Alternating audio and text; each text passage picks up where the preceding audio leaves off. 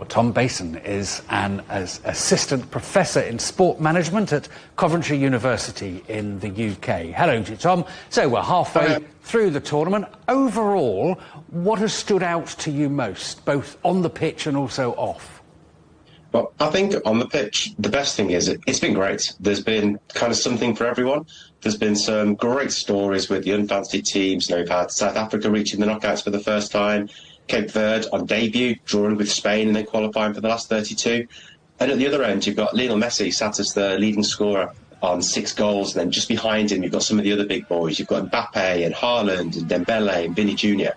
The big players have come out to play. That's been fantastic. Off the pitch, I think it's been interesting that 4 years ago in Qatar, the sports washing discussions were largely overtaken by the football once the tournament started. That hasn't happened here. You know, we're still talking about Iran and ticket pricing and the structure of a 48-team World Cup. The off-field noise has been there throughout and is continuing. Now, this is the first Men's World Cup featuring 48 teams, isn't it? Has that expanded format worked, do you think? Or do you think it's diluted the quality of the competition?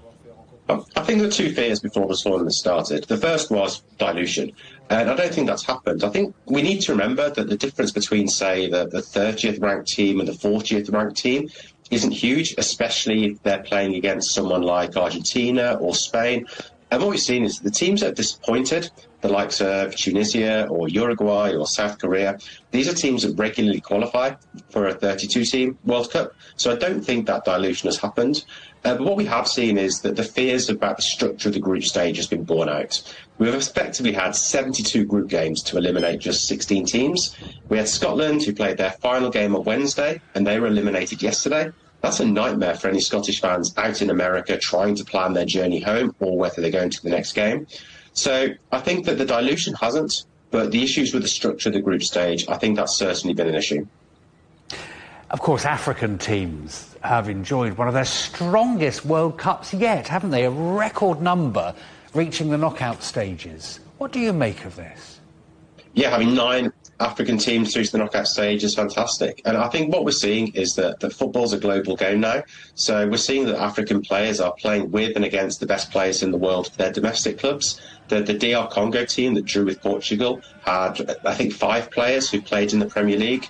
We have Morocco, who are a legitimately good side. They have players playing for the top clubs in Europe. But we also need to remember that part of this is because of the expansion of the World Cup. More places than ever for African teams means that they've had more opportunities than previous to progress. And of course, Iran's participation has generated controversy, hasn't it, because of political tensions. How much do you think that's overshadowed the game itself?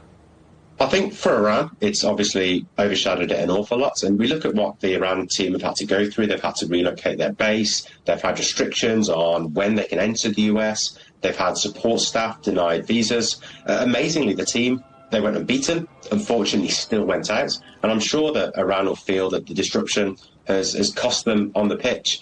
I suspect that now they're out, there'll be less attention on this. This will move from a sports story back to being a geopolitical story.